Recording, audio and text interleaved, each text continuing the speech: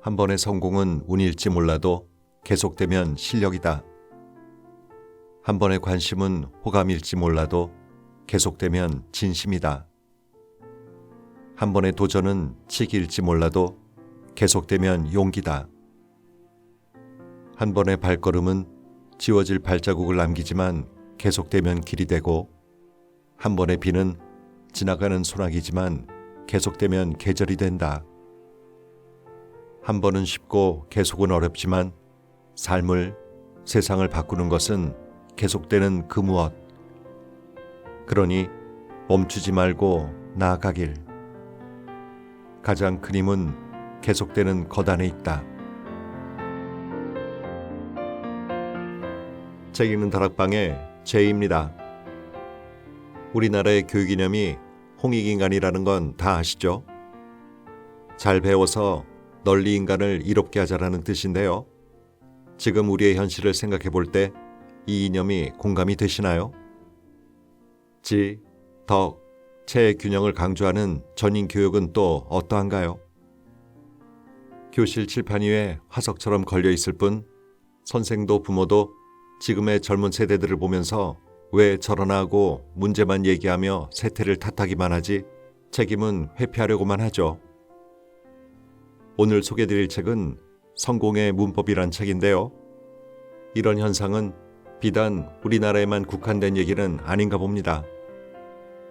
이 책의 저자인 찰스 제이 사이크스는 미국의 유명한 컬럼니스트이면서 방송인으로 그리고 저자로 활동하고 있습니다. 그가 텔레비전 프로그램에서 처음 소개한 10개의 성공 문법이 SNS로 빠르게 퍼져나가면서 많은 사람들의 공감을 얻었고, 그의 성공 문법은 12개, 14개, 그리고 50개로 확장되었다고 하네요. 저자가 이 책의 첫 문장에 썼듯이 읽다 보면 가슴이 따끔거리기도 합니다. 그가 어떻게 책을 여는지 글의 일부를 먼저 들어보실까요? 세상에는 기분 좋은 이야기를 들려주는 책들로 넘쳐난다. 하지만 이 책은 그런 책이 아니다. 과거 세대는 젊은이들에게 성공도 실패도 모두 인생의 일부라고 가르쳤다. 또 자라나는 세대들은 책을 읽으며 현실적인 조언을 얻을 수 있었다. 작가들은 자신이 즐거움을 주는 친구가 아니라 성장을 돕는 안내자 역할을 해야 한다고 생각했다. 그러나 오늘의 개혁가들은 젊은이들을 자꾸 보살피려고만 한다. 이들은 젊은이들에게 잘못된 현실 세계를 가르치고 있으며 삶의 방법을 제대로 제시하지 못하고 있다. 이 책은 이런 영향력에 저항하기 위해 쓰였다. 인생에 예행 연습은 없다. 뜬구름 잡는 소리가 아니라 온몸으로 겪어내야 할 진짜 현실을 이야기해야 한다. 저자의 견해에 공감이 되시나요? 과거 세대에 비해 현재의 젊은이들이 누구에게 지적질 당하거나 혼나는 걸 잘 못 견뎌하고 나약하며 책임감이 다소 부족하다고 기성세대들은 많이들 얘기합니다. 그렇게 생각한다면 막연한 자신감과 위로만을 준 부모와 기성세대의 책임도 있을 겁니다. 이 책은 인생의 승리자가 되기 위해서 우리에게 어떤 마음가짐이 필요한지를 아주 현실적인 시각으로 조언해주고 있는데요. 오늘은 본문에 있는 글 가운데 여러분과 나누고 싶은 글 몇 편과 이 책의 부록에 실려있는 폴 그레이엄의 최선을 다한다는 것의 내용 일부를 소개해드릴까 합니다. 삶은 원래 불공평하다. 삶은 불공평하다. 그리고 삶이 불공평하다는 사실 자체도 불공평하다라고 작가인 에드워드 애비가 말했다. 세상의 불공평함에 우리가 할 수 있는 일이란 없다. 대신 불공평한 일을 당할 때 어떤 반응을 보일지가 우리의 몫이다.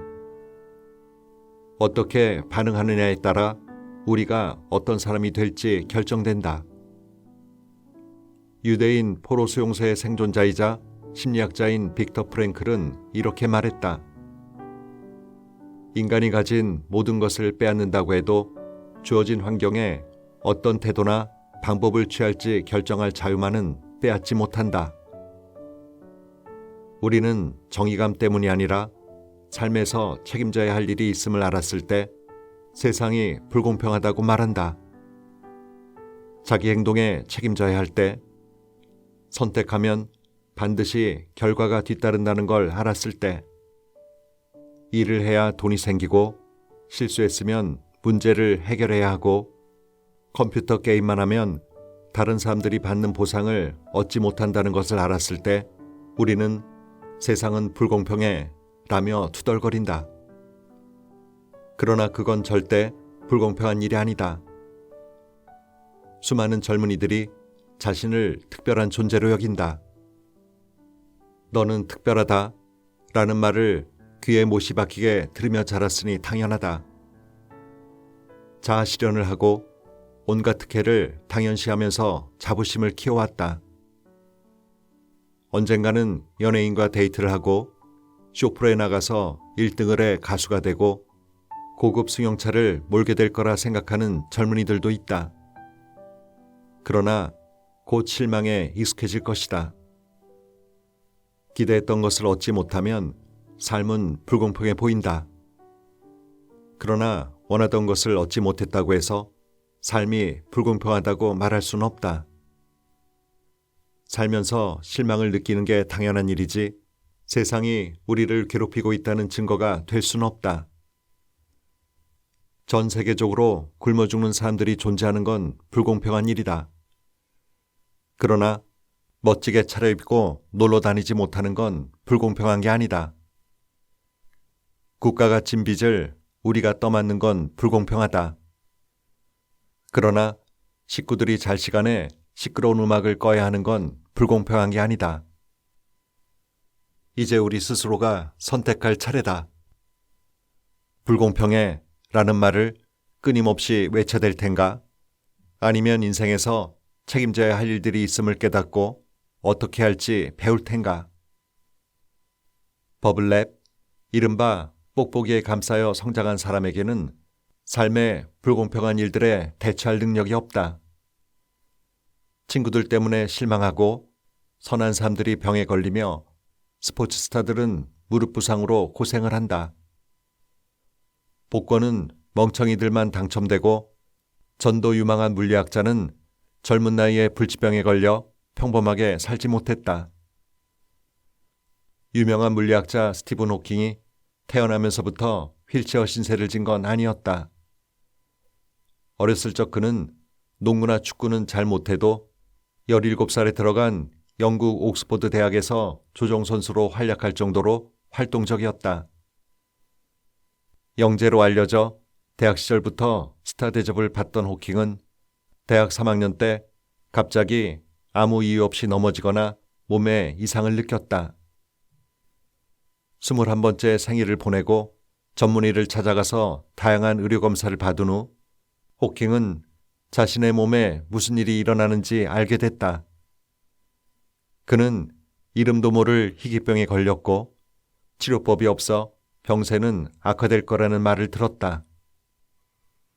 호킹은 이후 이렇게 썼다. 불치병에 걸려서 몇 년 내에 죽을 거라는 말을 들었을 때 말로 형용할 수 없는 충격을 받았다. 왜 내게 이런 일이 생겼지? 왜 내가 이렇게 죽어야 해? 삶은 너무 불공평하지 않은가? 병원에 입원한 호킹은 백혈병으로 입원했던 소년이 옆 침대에서 죽는 걸 지켜봤다. 호킹은 결론을 내렸다.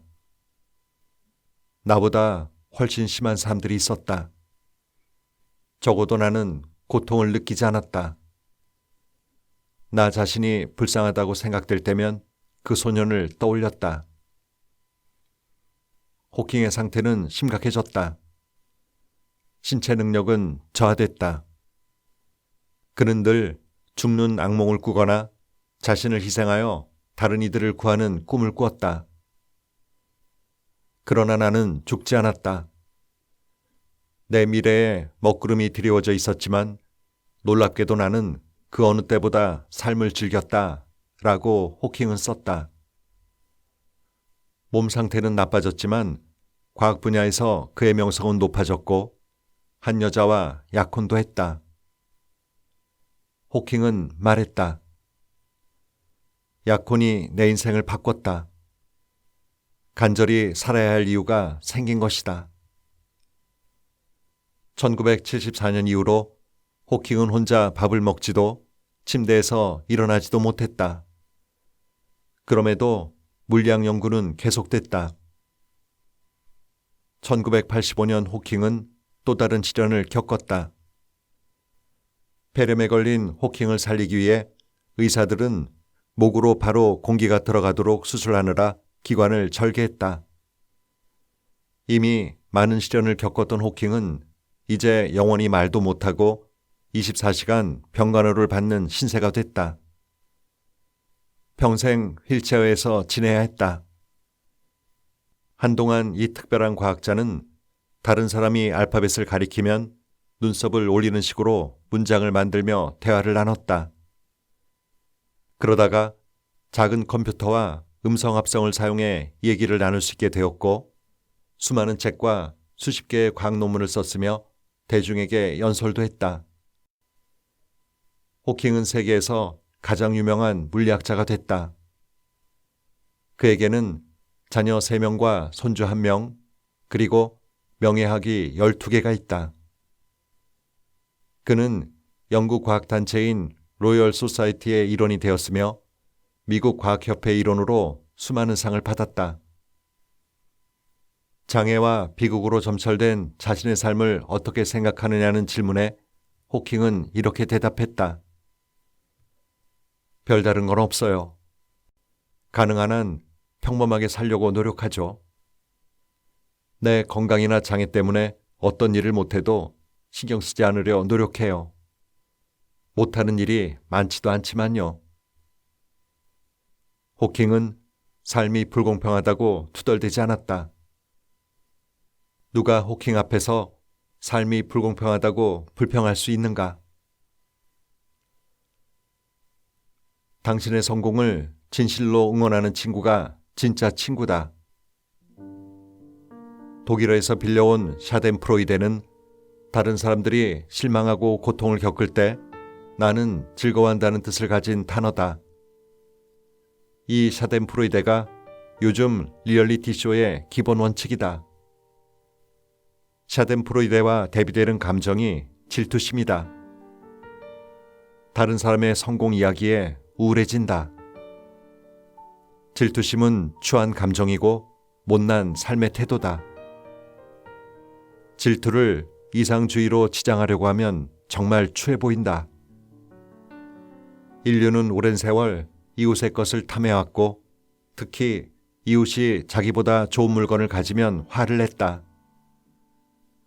어느 날 오후 워싱턴 DC의 한 호텔방에서 이 원칙이 떠올랐다. 아는 작가가 책을 냈는데 평단의 좋은 평가와 함께 곧바로 베스트셀러가 되었다. 그는 성공을 거둘 만한 자격을 갖춘 작가였다. 시의적절한 글을 쓴 데다 여론이 논쟁을 벌이는 주제를 잘 다뤘다. 그리고 나는 우울했다. 그와 비슷한 주제를 다룬 내 책은 성공하지 못했기 때문이다. 다른 작가가 인기를 얻는 것을 보니 자존심이 크게 상처를 입었다. 내 상대적인 실패는 그 작가 때문도 아니었고 그의 성공으로 내가 뭔가를 빼앗기지도 않았건만 나는 의기소침해졌다. 그런데 그 작가 친구가 워싱턴의 어느 서점에서 그날 저녁 사인회를 연다는 것이다. 가야 하나? 라는 질문이 떠올랐을 때 굳이 찾아가서 괴로워할 필요가 있을까? 라는 생각이 들었다. 그러나 다시 생각해야 했다. 젊을 때는 열정이 있지만 나이가 들수록 씁쓸함이 생긴다. 솔직히 그런 씁쓸함을 느끼고 싶지 않다. 무의미한 감정이기 때문이다. 다른 사람의 성공에 우울해하는 게 내게 무슨 유익이 되겠는가? 자신의 실패 때문에 우울해질 수는 있겠지만 말이다.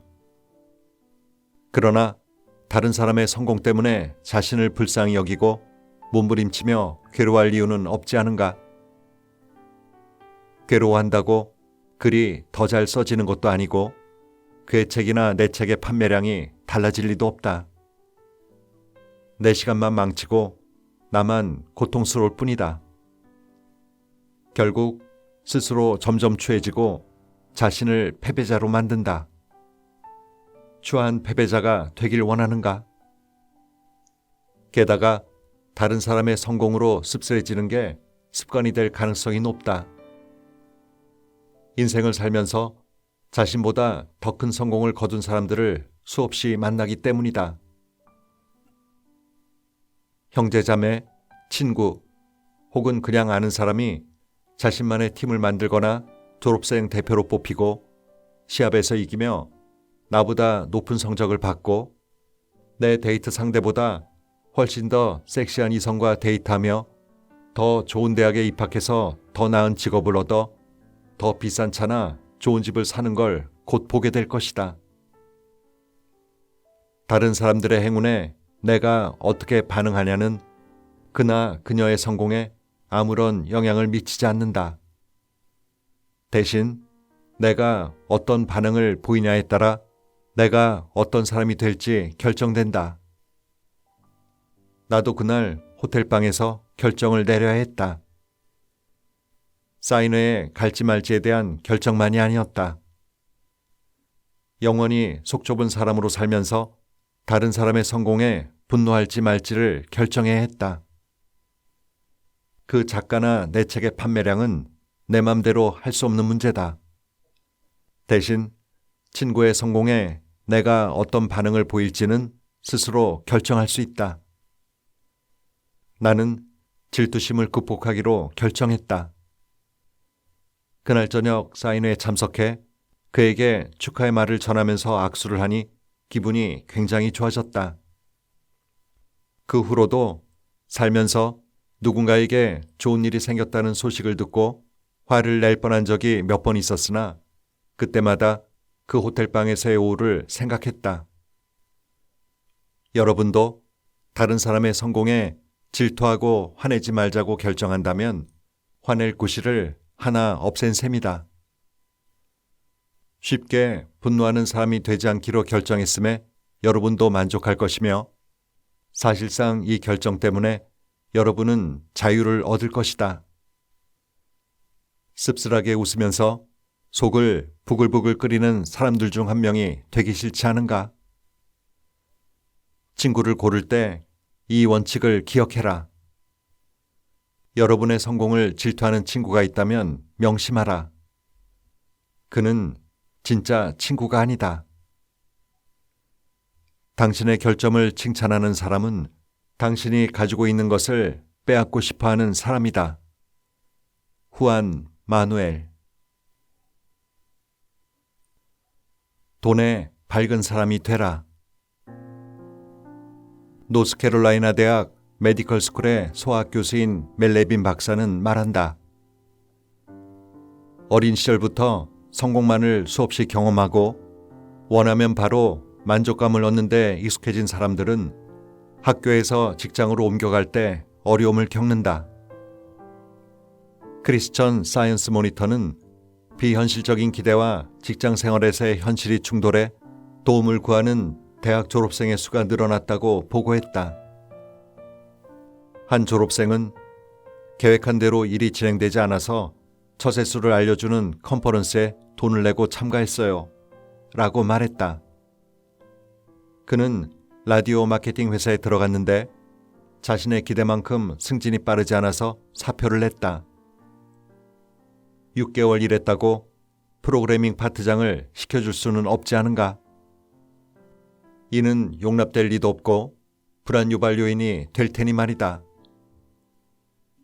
과거에는 부모와 교사가 삶을 살아가는 방법을 가르쳤다. 그것이 자녀를 양육하고 그들을 학교에 보내는 목적이었다. 그런데 요즘 이 인생을 사는 방법을 가르쳐주는 산업이 활성화된 걸 보면 뭔가 단단히 잘못된 게 분명하다. 젊은 세대에게 심각한 문제가 있는 건 아니라고 조직 효율성 센터의 설립자인 트루디 소프가 말했다. 이들이 조언을 구하려는 건 당연하다. 경험이 부족하기 때문이다. 이때 경험이란 스스로 결정 내리기, 목표 달성하기, 교사에게 과제물에 대한 솔직한 의견을 직접 듣고 부족한 점 지적받기, 고난을 겪고 극복하기 등을 말한다. 학생들은 세계를 정복하고 꿈을 실현하라는 말은 수없이 듣고 있지만 살면서 힘든 일을 겪을 거라는 말은 듣지 못했다. 라고 한 분석가가 모니터에 썼다. 젊은 세대에게는 높은 기대감이 있다. 그들은 사회 초년병으로 일하는 첫 주부터 같은 분야에서 20-30년간 잔뼈가 굵은 베테랑이나 가지고 있는 걸 원하고 기대한다라고 한 레스토랑 컨설트는 말했다. 젊은 세대는 영문을 몰라 한다. 대신 고용주들이 직업윤리 갖기, 출근 시간 지키기 혹은 출근하기 같은 기본적인 취업 능력 부족에 대한 불평을 늘어놓을 뿐이다. 놀랄 일도 아니다. 교육학자들은 오로지 어떻게 하면 교사들을 7-8월에도 일하게 할까, 건강보험료를 내게 할까에만 관심을 둔다. 퍼블릭 어젠다의 설문조사에 참여한 교육학 교수 중 37%만이 수업 중에 훈육과 질서 유지는 절대적으로 필요하다라고 대답했다. 더 심각한 문제가 있다. 교사들이 문법을 강조하고 철자와 구두점을 반드시 고쳐줘야 한다고 생각한 교수는 19%에 불과했고 학생들이 제 시간에 등교하고 교사들에게 예의를 지켜야 한다고 생각한 교수는 12%뿐이었다. 젊은 교사들은 이에 대한 가르침을 받지 못했으니 학생들에게 기대하지도 않는다. 그러니 직업세계로 들어서면 놀랄 수밖에 없다. 돈을 위해 일해야 한다는 사실에 놀랐어요. 24살인 한 작가가 USA 투데이에 한 말이다. 스스로 책임져야 진짜 어른이다. 어떤 경우도 부모님의 잘못이 아니다. 당신이 공경에 처한다면 그건 당신의 잘못이다. 고등학교를 졸업하면 어른으로 대접받는다. 그리고 인생은 당신 것이다. 자기의 인생을 놓고 부모님에게 징징대다가는 영원히 어린애 취급을 받을 것이다. 자기 문제를 다른 사람 탓으로 돌리는 습관은 쉽게 굳어져 없애기 힘들다. 자기 잘못을 모두 다른 사람의 탓으로 돌리는 것은 그럴듯한 핑계를 대면서 희생자인 양 구는 신경증의 초기 증상이기도 하다. 베이비붐 세대는 역사상 가장 애지중지하게 길러줬고 응석바지로 자란 세대다. 자기 멋대로 굴면서 응석이나 부리고 버릇없게 굴었다. 경제 대공황을 극복할 필요도 세계대전에서 이길 필요도 없던 베이비붐 세대는 실망감과 불충분한 점을 모두 부모 탓으로 돌렸다. 이들은 부모님 세대에 반항했을 뿐 아니라 지독한 양육이라는 개념을 성장산업으로 바꿔놓았고 상호 의존관계에 관한 이론을 세웠으며 삶에서 겪은 많은 증상들을 10살짜리가 조랑말이나 배우 포스터를 갖지 못하면 겪을 행동양식, 장애, 정신질병으로 바꿔놓았다. 어른이 되면 자기 인생을 스스로 책임져야 한다. 물론 부모님이 지금 여러분의 모습에 영향을 끼쳤지만 어른이 된 후에는 부모님이 아니라 여러분이 선택을 했다. 이 말을 이해 못한다면 아직 어른이 아니라는 소리다. 어른이면 스스로 책임져야 한다는 말을 이해하지 못하는 그룹이 바로 헬리콥터 부모다.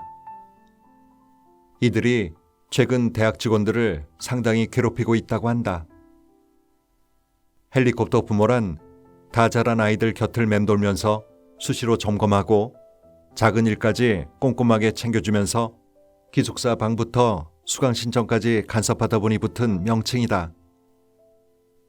몇몇 캠퍼스에서 헬리콥터 부모들의 간섭이 심해지자 학교 당국은 이런 부모들을 떼어놓기 위한 특별 프로그램을 만들 정도였다. 헬리콥터 부모들의 실패를 인정하고 있는 셈이다. 이 부모들은 카운슬러, 지도교사, 조교들이 가득한 대학이라는 환경에 자녀를 보내면서 스트레스 청정 지역인 가족이라는 울타리 밖으로 나가면 아이가 힘들게 고생할 거라 생각한다. 자녀들을 파란만장한 세상으로 나가도록 준비시키는 대신 헬리콥터 부모들은 과보의 극치를 보여주면서 현실 세계에 비하면 쉽게 인정을 해주는 대학에 들어간 아이들 곁을 맴돌고 있다. 물론 대학에서 아이들은 좌절감을 느끼고 관료적인 실수를 겪거나 과목을 잘못 선택하고 끔찍한 룸메이트를 만날 수 있다. 이런 문제들은 젊은이들이 만나는 첫 번째 현실 경험인 셈이다. 역사학자인 피터 스테언스는 말한다. 특히 중산층 부모일수록 자녀가 어려움을 겪으면 실수하면서 배우도록 기다려주지 않고 당장 달려가 도와준다. 자녀를 버려두라는 게 아니라 자녀 스스로 헤쳐나가도록 좀 더 믿어줘야 한다. 혼자서 교직원을 상대 못하거나 수업 계획도 제대로 세우지 못한다면 부모님이 여러분을 제대로 키우지 못했다는 소리다. 어른으로 자라지 못했다는 뜻이기도 하다. 책임감 있는 부모는 자녀가 스스로 삶을 헤쳐나가도록 준비시킨다.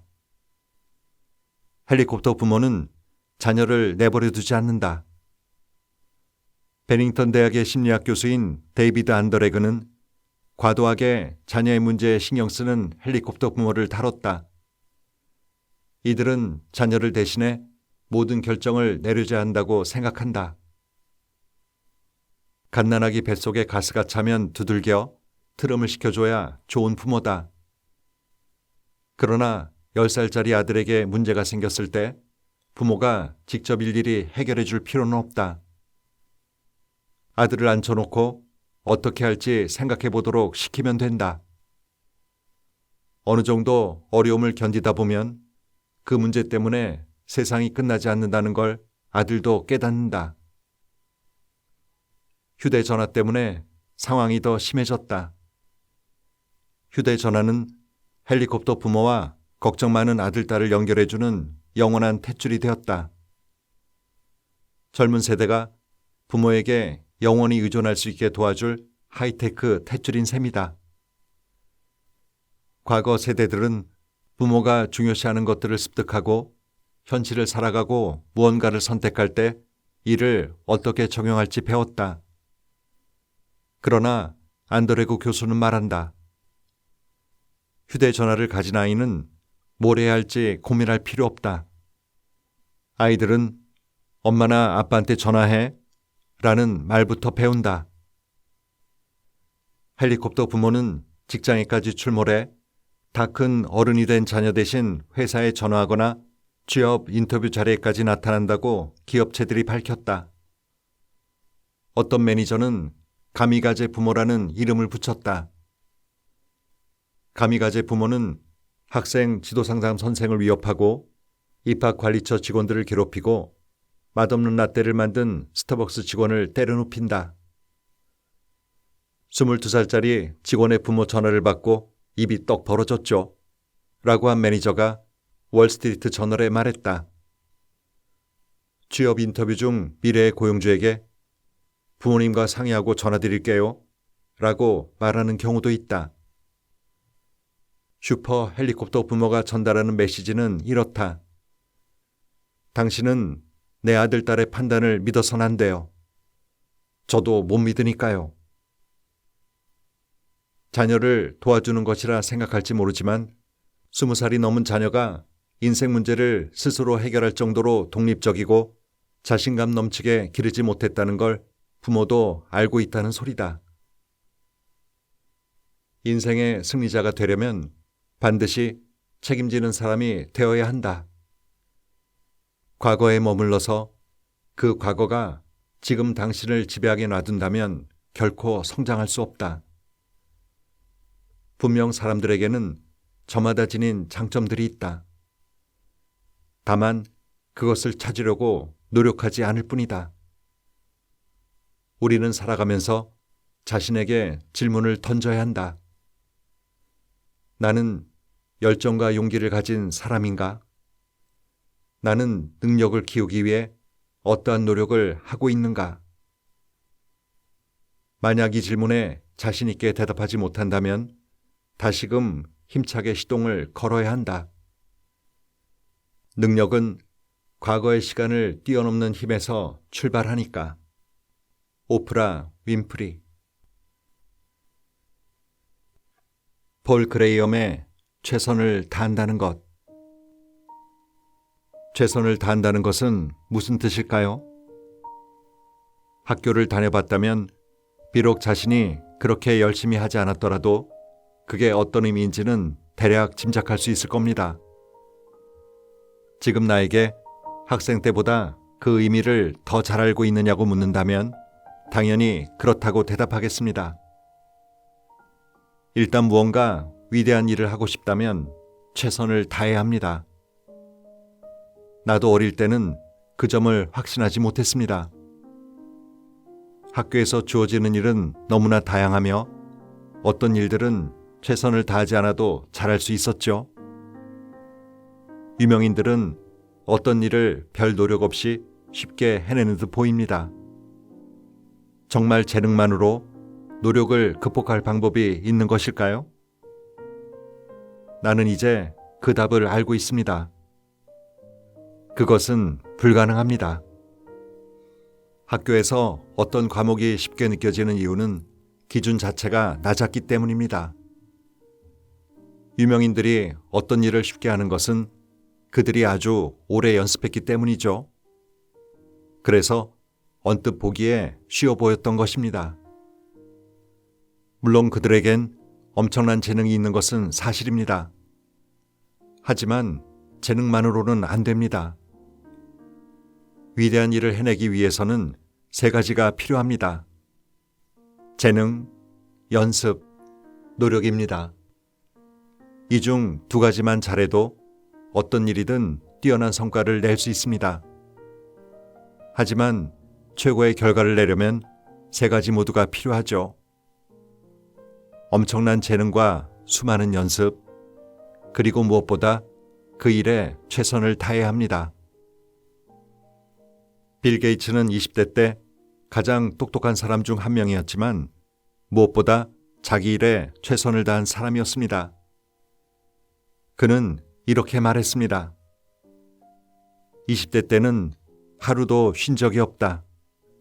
단 하루도 말이다. 리오넬 메시도 비슷합니다. 그는 엄청난 재능을 타고났지만 유소년 시절 그의 코치는 메시의 재능보다 승리에 대한 열망과 노력을 기억합니다. 내가 생각하는 20세기 가장 뛰어난 영국 작가인 P.G. 우드하우스는 글을 매우 쉽게 쓰는 것처럼 보입니다. 하지만 그는 누구보다 노력하는 사람이었죠. 그는 74살에 이렇게 썼습니다.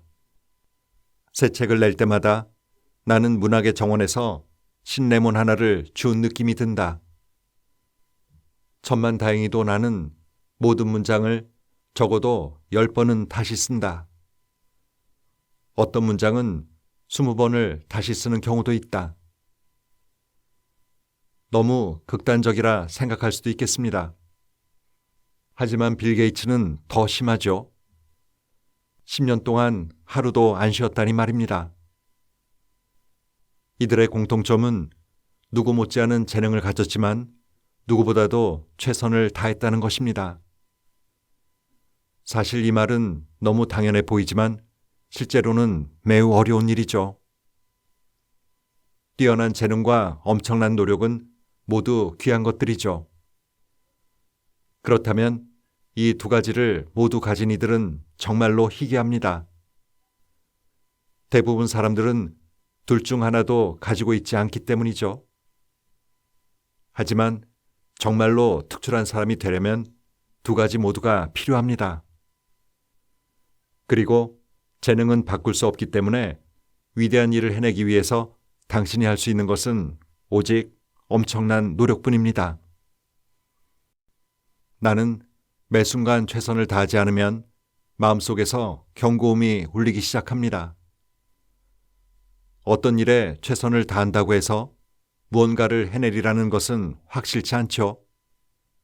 하지만 최선을 다하지 않으면 아무것도 해내지 못하리라는 것은 100% 확실합니다. 성공한 사람은 앞으로 할 수 있는 일과 해야 할 일, 그리고 자신이 누구인지를 끊임없이 생각한다. 반면에 실패한 사람은 했어야 했는데 못한 일과 해야 했던 일, 그리고 자신이 할 수 없는 일만을 계속 생각한다. 하고 싶지만 잘 모르겠어와 하고 싶고 할 수 있어. 일을 앞두고 그 결과를 어떻게 장담할 수 있겠습니까마는 이 두 가지 마음가짐을 그저 놓고만 봐도 그 결과는 당연히 다르리라 생각이 드네요. 오늘도 좋은 하루 보내세요.